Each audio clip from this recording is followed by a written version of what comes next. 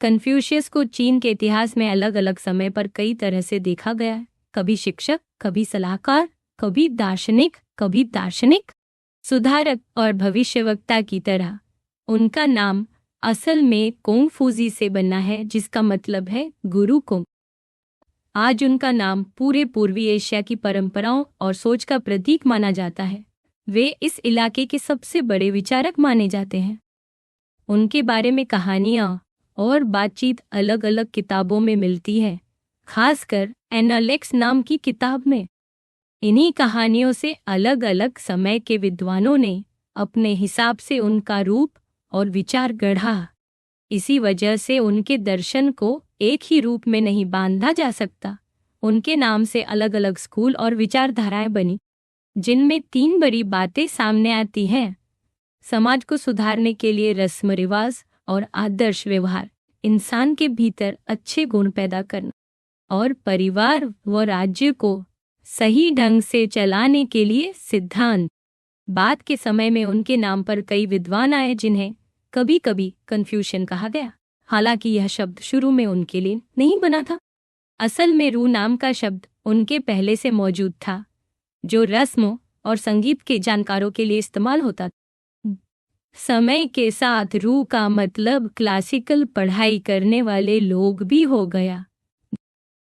अंग्रेजी में अक्सर कन्फ्यूशन कहा जाता है, लेकिन इसका मतलब कभी पुराने राजा, कभी मंदिरों की पूजा पद्धति और कभी एशियाई समाज की परंपराएं भी हो सकती हैं। इसलिए उनके विचार को समझने के लिए ज्यादातर ध्यान एनालेक्स और उनसे जुड़े दार्शनिक पहलुओं पर दिया जाता है। समय के साथ अलग अलग हालात के हिसाब से उनका रूप बदला। चीन की साम्राज्यिक व्यवस्था में उन्हें नैतिकता और प्रशासन की शिक्षा से जोड़ा गया। मंदिरों में उनकी पूजा होती थी और उनके नाम से रस्में निभाई जाती थीं। हान काल तक वे इतिहास, रस्म और आचार के मामले में सबसे बड़े अधिकार माने जाते थे। उस समय शाही परिवार को पढ़ाने वाले उनके विचारों पर भाष्य लिखते थे। 5 क्लासिक्स पढ़ाने वालों को सरकारी पद मिलते थे। उनकी इतनी अहमियत थी कि राजनीति और धर्म से जुड़े गुप्त विचार भी उनके नाम पर चलाए जाते थे। सॉन्ग काल में बौद्ध धर्म के बाद जो नया आंदोलन उठा, उसे नव कन्फ्यूशियनवाद कहा गया। इसमें कन्फ्यूशियस की बातचीत को ब्रह्मांड के नियम और ऊर्जा के विचारों से जोड़कर एक नई सोच बनाई गई। इस दौर में झूशी नाम के विद्वान ने एनालेक्स की व्याख्या करके 4 किताबें नाम का पाठ्यक्रम बनाया। ये किताबें चीन, कोरिया और जापान में शिक्षा का अहम हिस्सा बनी। पुराने समय में कन्फ्यूशियस की छवि अच्छे शासन, नैतिक शिक्षा, सही रस्म और समाज में हर रिश्ते की जिम्मेदारी निभाने के प्रतीक की तरह देखी जाती थी। 18वीं सदी के यूरोप में जब कन्फ्यूशियस पर बहस शुरू हुई, तो उन्हें चीन का पहला दार्शनिक माना गया। चीन में गए मिशनरियों ने उनके बारे में लिखा कि वे नेचुरल थियोलॉजी से प्रेरित होकर अच्छाई की राह पर चले, जो बौद्ध और ताओ धर्म की पूजा पद्धतियों से बिल्कुल अलग था। यूरोप में विद्वानों ने इन लेखों और चीनी किताबों के अनुवाद पढ़े। कई लेखक जैसे लाइबनिज और निकोलस गैब्रियल ने कन्फ्यूशियस की तारीफ की कि उन्होंने तर्क से दुनिया के नियम खोजे। प्रबोधन काल के लेखक उनकी नैतिक शिक्षा को चर्च के सख्त नियमों से आजाद सोच के रूप में देखते थे।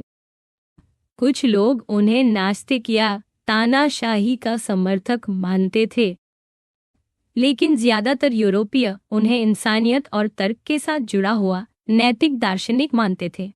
आज उनकी छवि कई रूपों के मेल से बनी है, लेकिन आधुनिक समय में उन्हें चीन की परंपरा का प्रतीक मानना आम हो गया। 19वीं और 20वीं सदी में जब सुधारक चीन को विदेशी दबाव से बचाना चाहते थे, तो उन्होंने कन्फ्यूशियस की नैतिक शिक्षा को वही भूमिका दी जैसी ईसाई धर्म ने यूरोप और अमेरिका में निभाई थी। कुछ लोग इसे एक नया धर्म से अलग लेकिन आध्यात्मिक आधार मानते थे, जिससे चीन के लोग आधुनिक राष्ट्र के नागरिक बन सकें।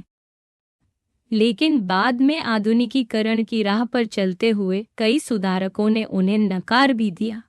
में फोर्थ और न्यू कल्चर आंदोलन और कम्युनिस्ट पार्टी के लोगों ने उनके विचारों को पुराने सामाजिक ढांचे और असमानताओं से जोड़कर खारिज किया।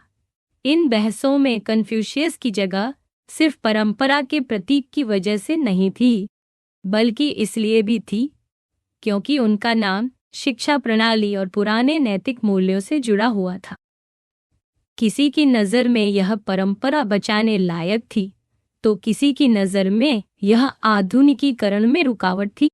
जब पुराने रीति रिवाज और समाज की संरचना की आलोचना हुई, तो कन्फ्यूशियस को नैतिक दार्शनिक मानने का नजरिया और मजबूत हुआ, जो पहले से यूरोप में प्रचलित था।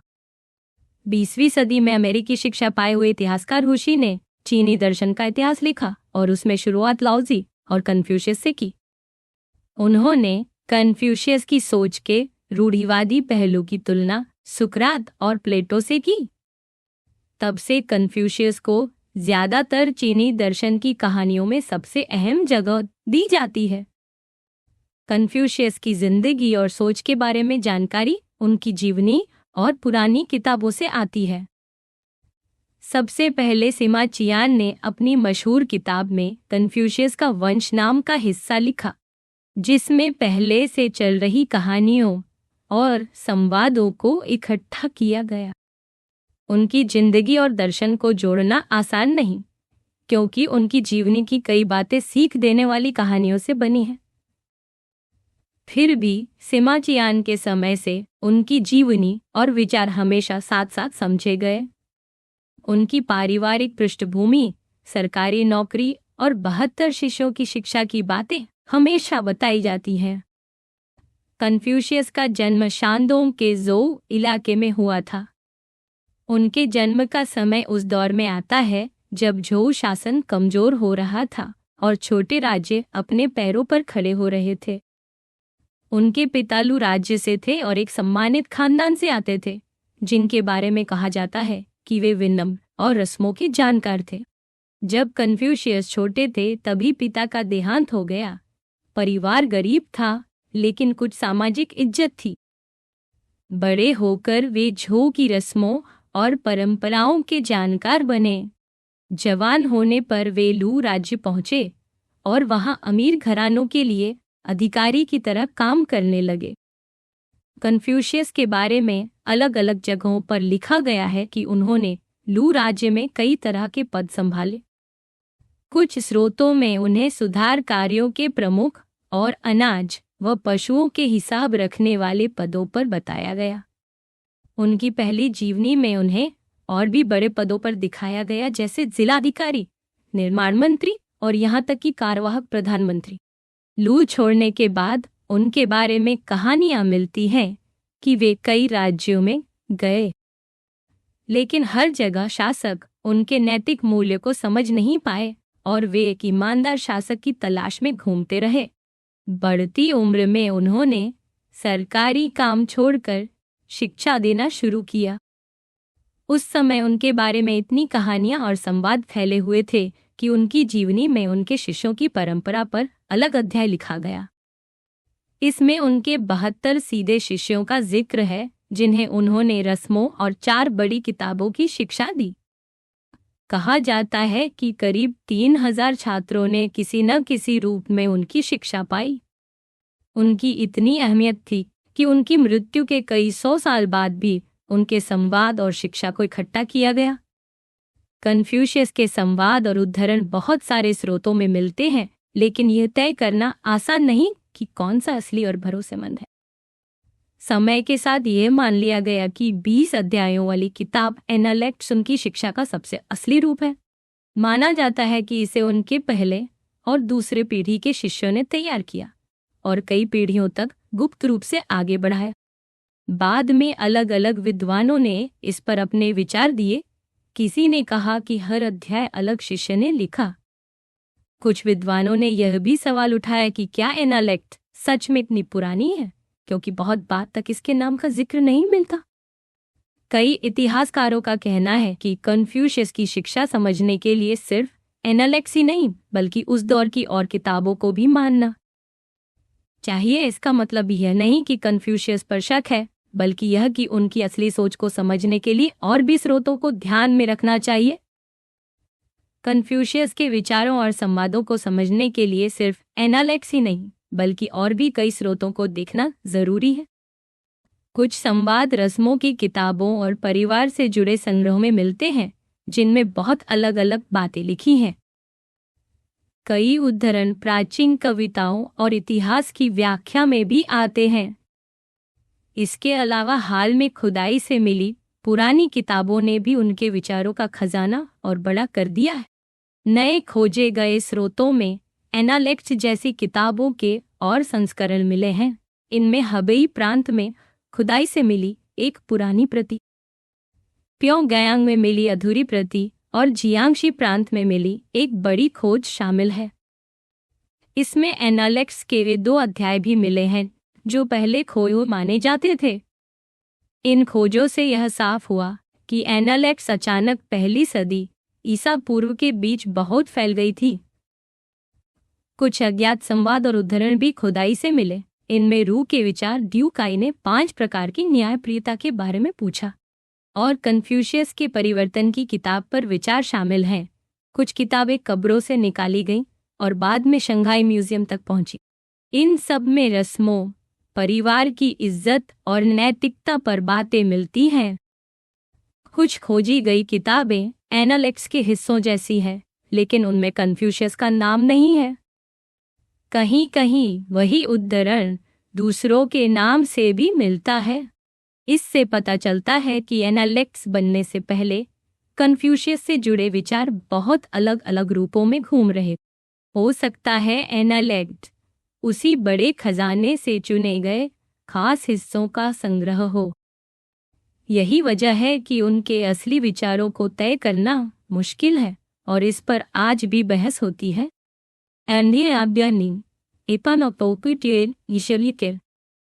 पहली, रस्मों और संगीत से इंसान की भावनाओं को नियंत्रित करके निस्वार्थ व्यवहार सिखाना। दूसरी, अच्छे गुणों को विकसित करके इंसान को हर जगह नैतिक आचरण के लिए तैयार करना। और तीसरी, परिवार और राज्य की सही परंपराओं को पूरे समाज में लागू करने की सोच। कन्फ्यूशियस रस्मों और संगीत को बहुत महत्व देते थे। उनका मानना था कि सही तरीके से रस्में निभाने और संगीत का अभ्यास करने से इंसान की इच्छाएं नियंत्रण में आती हैं और उसके अंदर अच्छे नर विकसित होते हैं। वे झोउ काल की रस्मों को बचाना चाहते थे और बताते थे कि रस्म और संगीत समाज में भूमिकाएं, इच्छाएं सीमित करने और चरित्र को सुधारने का तरीका है। उनकी जीवनी की कई कहानियां बचपन में ही उनके रस्में निभाने और संगीत बजाने की महारत से शुरू होती हैं। झोउ काल में लोगों की सामाजिक स्थिति तय करने के नियम और पूर्वजों की पूजा का रिवाज चलता था।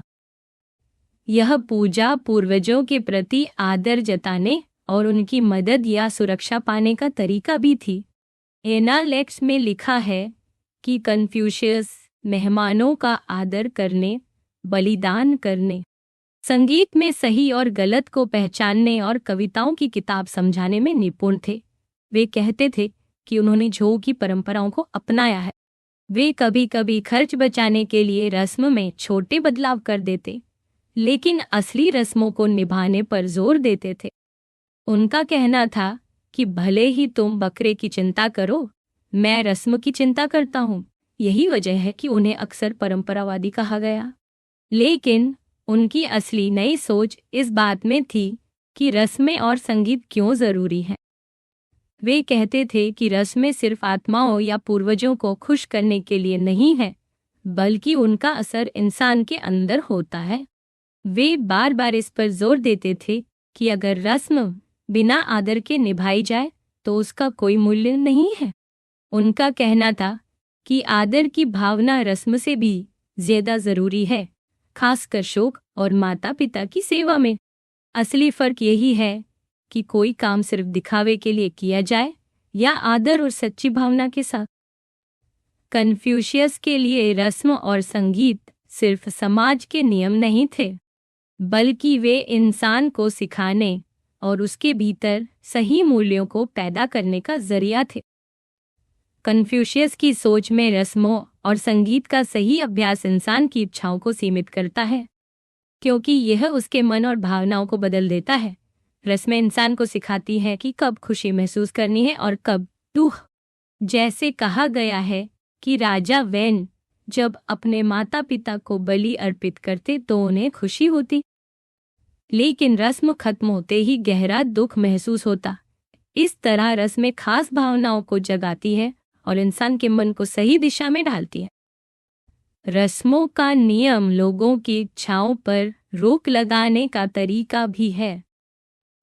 कन्फ्यूशियस ने कहा था कि सज्जन आदमी का रास्ता ऐसा है जैसे बांध जो आम लोगों की कमियों को थाम लेता है। यानी रस्में इंसान को खुद पर काबू पाने का मौका देती है और उसके व्यवहार को सुधारती है। कन्फ्यूशियस ने अपनी शिक्षा से एक ऐसा माहौल बनाया जिसमें रस्में असली मूल्य का आधार बनी। उन्होंने कहा कि अगर कोई उन्हें सूखे मांस का छोटा सा तोहफा भी देता तो वे उसे शिक्षा देते, क्योंकि यह बलि प्रणाली से जुड़ा था। लेकिन अगर कोई उन्हें रथ और घोड़े जैसी महंगी चीज भी देता तो वे आदर नहीं करते। इसका मतलब था कि उनके लिए बलि और रस्म का महत्व पैसों और ऐश्वर्य से कहीं ज्यादा था। एक कहानी में लिखा है कि जब लू राज्य के एक बड़े अधिकारी को दूसरे राज्य से स्त्रियां तोहफे में मिली और उसने बलि का मांस ठीक से अर्पित नहीं किया तो कन्फ्यूशियस ने वहां से लू राज्य छोड़ दिया। यह दिखाता है कि उन्होंने हमेशा धन और पद को ठुकराया और रस्मों को असली मूल्य माना। कन्फ्यूशियस कहते थे कि धन और ऊंचा पद सबको चाहिए, लेकिन अगर सही रास्ते से न मिले तो मैं इसे स्वीकार नहीं करूंगा। गरीबी और छोटा दर्जा सबको बुरा लगता है, लेकिन अगर सही रास्ते से न निकल पाऊं तो मैं इससे भागूंगा नहीं। इसका मतलब था कि असली महत्व रस्मों और सही जीवन जीने में है, न कि दौलत और शोहरत में। यही सोच उनकी रस्मों पर बनी मनोविज्ञान की नींव थी। उनके अनुसार रस्में और संगीत इंसान की इच्छाओं को काबू में रखते हैं और उसके नैतिक विकास का रास्ता खोलते हैं। कन्फ्यूशियस की शिक्षा में सबसे अहम बात अच्छे गुणों और सही चरित्र का विकास थी। उनकी किताबों और पुरानी खोजों में ऐसे आदर्श व्यवहार बताए गए हैं जिन्हें सज्जन आदमी का रास्ता कहा गया। इसका मतलब था कि इंसान को अपनी जड़ों को मजबूत करना चाहिए, और जब जड़ें मजबूत होंगी तो उसका रास्ता खुद सही दिशा में चल पड़ेगा। सज्जन आदमी के लिए 5 बड़े गुण बताए गए: दया, न्याय, रस्मों का पालन, ज्ञान और भरोसेमंदी। दया का मतलब था दूसरों की भलाई को समझना और उसी हिसाब से व्यवहार करना। कभी इसे बस दूसरों की चिंता करना कहा गया, तो कभी इसे खास कामों से जोड़ा गया, जैसे सड़क पर आम लोगों को भी मेहमान की तरह मानना। बोलने में संयम रखना, चालाकी भरी बातों से बचना, जहां रहते हैं वहां आदर रखना, जहां काम करते हैं वहां श्रद्धा रखना और लोगों से व्यवहार में ईमानदारी दिखाना। दया इतनी बड़ी चीज मानी गई कि सज्जन आदमी इसके साथ समझौता करने से मरना बेहतर समझेगा। बाद में कई विद्वानों ने दया की जड़ों को समझाया। किसी ने कहा कि यह दूसरे के दुख को देखकर करुणा से शुरू होती है और धीरे धीरे सबके लिए फैली हुई आदत बन जाती है। किसी ने कहा कि यह परिवार के प्रति प्यार से जन्म लेती है और धीरे धीरे बड़े रूप में फैलती है। कन्फ्यूशियस का कहना था कि इंसान की प्रकृति तो करीब होती है, फर्क आदतों से पैदा होता है। इसलिए आदतें और रस्मों का अभ्यास इंसान को सही दिशा में ले जाता है। उनके शिष्य कहते थे कि माता पिता और भाई बहनों के प्रति आदर और सेवा करना ही दया की जड़ है। कन्फ्यूशियस ने अपने शिष्य यान युआन से कहा था कि असली दया का मतलब है खुद पर काबू पाना और रस्मों के नियमों पर लौट आना। इस तरह दया और बाकी गुण आपस में जुड़े हुए थे। इसका मकसद नए नियम बनाना नहीं था, बल्कि परिवार और परंपरा में पहले से मौजूद अच्छे संबंधों को मजबूत करना। दूसरा बड़ा गुण था न्यायप्रियता, यानी हर हाल में सही और ईमानदार रहना। कन्फ्यूशियस कहते थे कि जब भी किसी को लाभ या मुनाफा दिखे तो सज्जन आदमी को सबसे पहले न्याय की बात सोचनी चाहिए। अगर धन और ऊंचा पद पाना हो लेकिन उसके लिए न्याय छोड़ना पड़े तो बेहतर है कि इंसान साधारण चावल खाए, पानी पिए और मुड़ी हुई बाह पर सिर रखकर सो जाए। बाद के विद्वानों ने भी कन्फ्यूशियस की इसी बात की तारीफ की कि गरीबी के बावजूद उन्होंने हमेशा न्याय को प्राथमिकता दी। उनका मानना था कि अगर कोई ऊंचे पद पर बैठे व्यक्ति ने न्याय को पकड़ लिया तो आम लोग भी उसका पालन करेंगे। यह गुण भी निस्वार्थता से जुड़ा है, लेकिन यह दूसरों की चिंता से नहीं बल्कि प्रलोभन के सामने डटे रहने से आता है। एक कहानी में बताया गया कि दरबार में उन्हें एक थाली में आड़ू और बाजरे के दाने दिए गए ताकि फल साफ किया जा सके।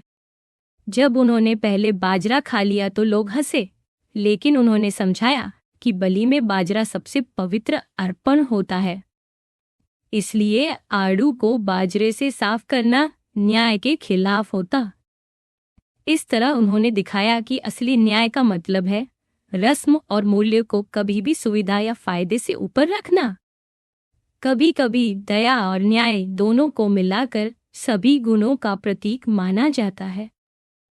बाद की कुछ किताबों में कहा गया कि दया का मतलब है करुणा और न्याय का मतलब है दृढ़ रहना, और ये दोनों कभी कभी अलग दिशा में खींच सकते हैं। लेकिन कन्फ्यूशियस के विचारों में यह टकराव नहीं दिखता। वे मानते थे कि परिवार और व्यक्तिगत संबंधों में दया जरूरी है, जबकि सार्वजनिक काम और दफ्तर के मामलों में न्याय सबसे अहम है। कहा गया कि घर के भीतर दया न्याय से ऊपर है, लेकिन बाहर न्याय दया से ऊपर है। पिता और शासक दोनों की सेवा आदर से करनी चाहिए और बड़े लोगों के साथ आदर से पेश आना ही असली न्याय है। इसका मतलब यह था कि हर परिस्थिति में अलग गुण सामने आते हैं और मिलकर यही अच्छे जीवन की राह बनाते हैं। दया और न्याय जैसे गुण इंसान को रस्मों का पालन करने की ओर ले जाते हैं, लेकिन तीसरा बड़ा गुण था रस्मों की शुद्धता। इसका मतलब था अपनी सामाजिक जगह को समझना और अपने हर रोल को ईमानदारी से निभाना। इसमें सिर्फ पूजा पाठ ही नहीं बल्कि तौर तरीके और शिष्टाचार भी आते थे। कन्फ्यूशियस खुद रस्में उसी तरह निभाते और सिखाते थे जैसे पुराने समय में होती थी। वे कहते थे बिना आदर के रस्म और बिना दुख के शोक असली नहीं होता। उनका मानना था कि रस्म की बारीकियों को जानना जरूरी है, लेकिन उससे भी ज्यादा जरूरी है उसे सच्ची भावना से निभाना। यही सज्जन आदमी की असली शिक्षा थी और इसी से समाज को सही दिशा मिलती थी। रस्मों की समझ शासकों और अधिकारियों की पढ़ाई का हिस्सा मानी जाती थी। दरबार में सही रस्म निभाना राजनीति में वैधता दिखाने का तरीका भी था। कन्फ्यूशियस कहते थे खुद को कविताओं की किताब से ऊंचा उठाओ, रस्म से अपनी पहचान बनाओ और संगीत से अपने व्यक्तित्व को पूरा करो। वे अपने बेटे और शिष्यों को कहते थे कि कविताएं पढ़ो ताकि लोगों से सही तरह से बात कर सको और रस्में सीखो ताकि अपनी जगह बना सको। उनका मानना था कि कविताएं इंसान को जीवन के अलग पहलुओं के लिए तैयार करती हैं, जैसे घर में पिता की सेवा करना, बाहर शासक की सेवा करना और साथ ही प्रकृति की समझ बढ़ाना। यही वजह है कि कन्फ्यूशियस को शिक्षा और अध्यापन का प्रतीक माना गया और कई जगह उनका जन्मदिन शिक्षक दिवस के रूप में मनाया जाता। पुराने समय में इसी शिक्षा की वजह से वे और उनके शिष्य बड़े घरानों और दरबारों में काम करने के योग्य बने। चौथा गुण था ज्ञान। इसका मतलब था लोगों और हालात को पहचानने की समझ। कन्फ्यूशियस कहते थे कि ज्ञानवान आदमी दूसरों के सीधे और टेढ़े व्यवहार को पहचान लेता है और यह समझ लेता है कि किसे सुधारा जा सकता है और किसे नहीं। वे कहते थे कि ज्ञान का असली मतलब है दूसरों को जानना। यह सिर्फ लोगों को पहचानना ही नहीं बल्कि हालात को सही समझना भी है। उन्होंने कहा था कि अगर कोई दया के बिना है तो उसे बुद्धिमान कैसे कहा जा सकता है। ज्ञान का मतलब था सही संतुलन रखना, जैसे आत्माओं और देवताओं का आदर करना, लेकिन उनसे दूरी भी बनाए रखना। यह समझ दिखाती है कि इंसान जब जनता की भलाई के लिए काम करता है तो उसे हर स्थिति में सही ढंग से पेश आना चाहिए। ज्यादातर यह गुण उन लोगों से जुड़ा था जो शासकों के मंत्री या सलाहकार बनकर काम करते थे और जिनकी समझ समाज को सही दिशा देती थी। कुछ संवादों में ज्ञान का मतलब यह भी होता है कि इंसान अच्छे बुरे कामों को पहचान सके और सही काम करने में भरोसा रखे। कन्फ्यूशियस ने अपने शिष्य ज़ीलू से कहा था कि समझदारी यह है कि जिसे जानते हो उसे जानने की तरह मानो और जिसे नहीं जानते उसे न जानने की तरह स्वीकार करो। वे कहते थे कि समझदार इंसान कभी उलझन में नहीं रहता। इस तरह ज्ञान इंसान को नैतिक कामों में आत्मविश्वास देता है। विश्वासयोग्यता यानी भरोसेमंदी भी एक बड़ा गुण था।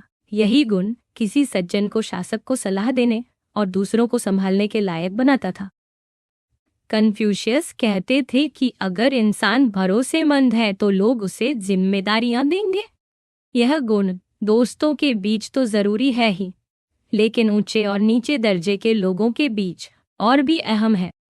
उनके शिष्य जीशा ने कहा था कि अगर किसी में भरोसा नहीं है तो शासक समझेगा कि वह चुगली कर रहा है और आम लोग सोचेंगे कि वह उनका शोषण कर रहा है। इसलिए बिना भरोसे का अधिकारी कभी असरदार नहीं हो सकता।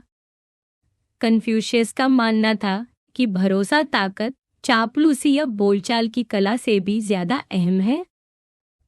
वे कहते थे कि अच्छे शासन के लिए अनाज और हथियार से भी बढ़कर भरोसा जरूरी है, क्योंकि अगर जनता को शासक पर भरोसा नहीं रहा तो राज्य टिक ही नहीं पाएगा।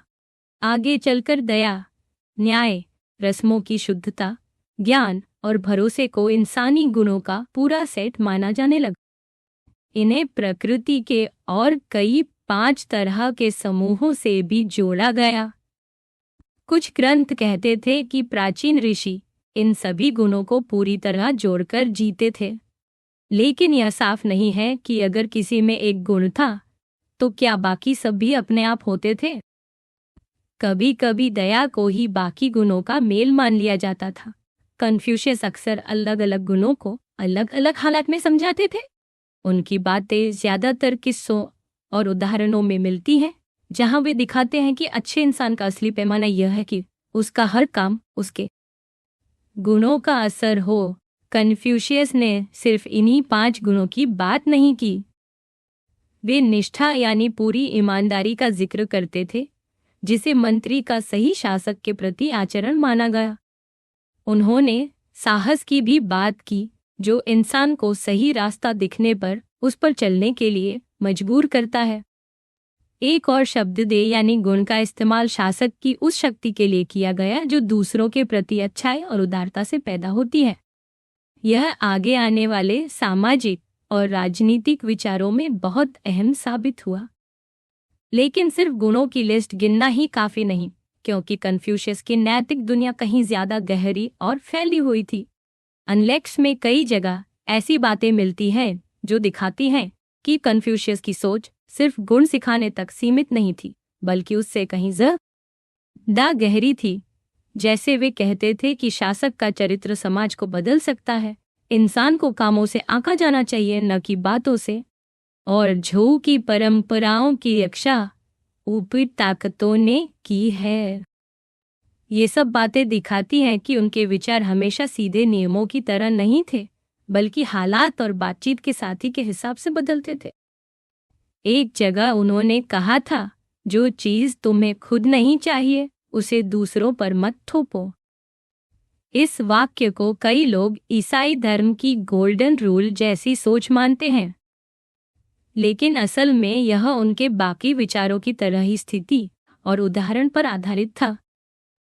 कन्फ्यूशियस के लिए सबसे जरूरी था कि शासक खुद मिसाल बने, क्योंकि समाज आदेशों से नहीं बल्कि अच्छे उदाहरणों से बदलता है।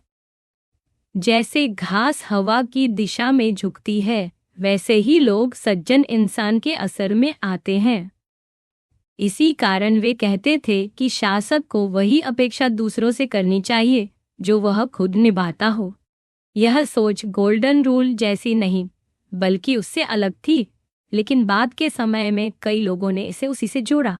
झो काल की राजनीतिक सोच में स्वर्ग का आदेश बड़ी अहम बात थी। मान्यता थी कि अगर किसी ऋषि या शासक में गुण है तो स्वर्ग जैसी ऊंची ताकत उसे सत्ता देगी, और अगर गुण नहीं है तो उससे सत्ता छिन जाएगी। यह नैतिकता ही राजनीतिक सफलता और असफलता का कारण मानी जाती थी। कन्फ्यूशियस ने इन पुरानी बातों को आगे बढ़ाया और उन्हें समाज से जोड़ा। उन्होंने परिवार में माता पिता के प्रति सम्मान और राजनीति में शासक के प्रति निष्ठा को एक जैसा बताया। उनका कहना था कि जो इंसान अपने माता पिता और बड़े भाइयों के प्रति निष्ठावान है वह अपने शासक के खिलाफ बगावत नहीं करेगा। यानी माता पिता और बड़े बुजुर्गों के प्रति सम्मान ही इंसान का सबसे पहला कर्तव्य है, और यही राजनीति में निष्ठा की जड़ भी है। इस तरह कन्फ्यूशियस की सामाजिक और राजनीतिक सोच की शुरुआत परिवार से होती थी, जहां से इंसान के गुण और जिम्मेदारियां आगे समाज और राज्य तक फैलती थीं। कन्फ्यूशियस ने जैसे रिवाज और संगीत की मनोविज्ञान को इंसान के नैतिक विकास से जोड़ा, वैसे ही उन्होंने माता पिता के प्रति कर्तव्य यानी फिलियल पाइटी को भी एक बड़े दार्शनिक संदर्भ में समझाया। पहले यह सिर्फ पूर्वजों की पूजा और बलिदान तक सीमित था, लेकिन बाद में इसे माता पिता के साथ सही व्यवहार और सेवा से भी जोड़ा गया। प्राचीन ऋषि राजाओं को उन्होंने इस गुण के लिए बहुत सराहा। उनका कहना था कि जब तक माता पिता जिंदा हैं, उनकी सेवा पूरे सम्मान और रिवाज के अनुसार करनी चाहिए, और उनके मरने के बाद उन्हें ठीक से दफनाना और बलिदान करना चाहिए।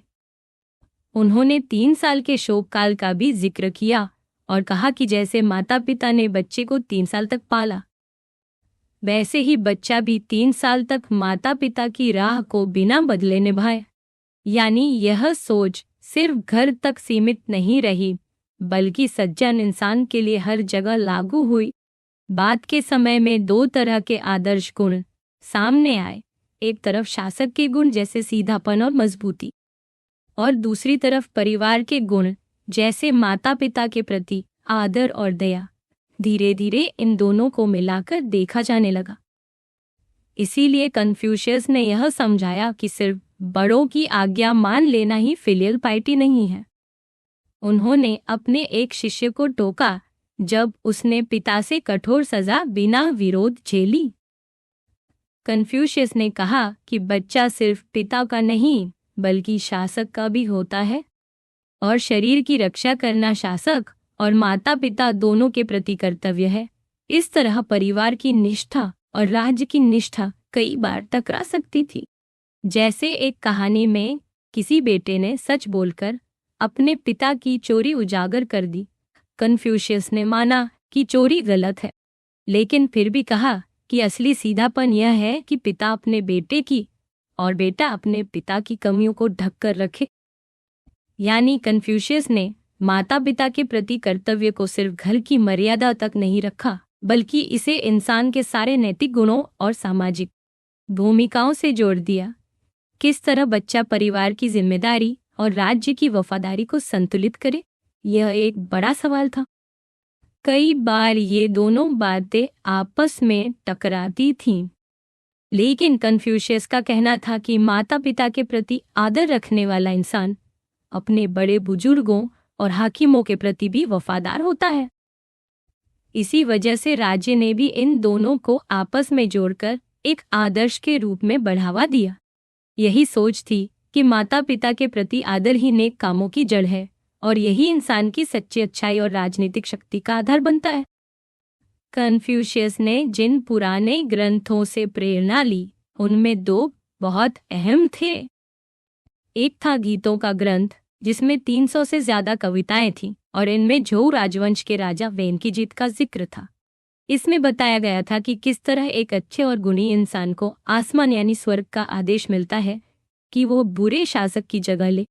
दूसरा था दस्तावेजों का ग्रंथ, जिसमें पुराने राजाओं और उनके मंत्रियों के भाषण और सीखें दर्ज थीं।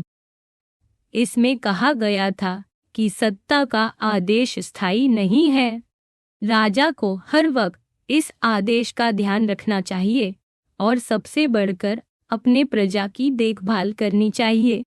यानी यह सोच थी कि अच्छा शासन ही साबित करता है कि राजा नैतिक रूप से सत्ता के लायक है। लेकिन कन्फ्यूशियस की अपनी जिंदगी इस सोच को चुनौती देती है। उनके पास शासन करने के लिए सारे गुण थे, फिर भी उन्हें राज्य से राज्य भटकना पड़ा और उनकी काबिलियत को मान्यता नहीं मिली। जब उनके सबसे प्रिय शिष्य की मौत हुई तो उन्होंने कहा कि स्वर्ग ने उन्हें छोड़ दिया है। बाद के विद्वानों ने उन्हें बिना ताज का राजा कहा, यानी राजा न होते हुए भी उनका काम और उनकी शिक्षाएं राजाओं से भी ज्यादा अहम थी। उनके लेखन को ऐसा माना गया कि वह आने वाले भविष्य के किसी गुणी राजा के लिए जमीन तैयार कर रहे थे। इससे एक बात साफ हुई कि सिर्फ व्यक्तिगत गुण हमेशा सफलता नहीं दिलाते, कभी कभी स्वर्ग यानी किस्मत चुप रहती। कन्फ्यूशियस ने खुद भी कहा कि स्वर्ग को बोलने की जरूरत नहीं, क्योंकि उसका काम इंसान के गुणों और समाज की परंपराओं से दिख जाता है। समय के साथ स्वर्ग की भूमिका को सीधे चमत्कार की बजाय एक प्राकृतिक और सांस्कृतिक ताकत के रूप में समझा जाने लगा, जिसने राजनीति की सोच को भी बदल दिया।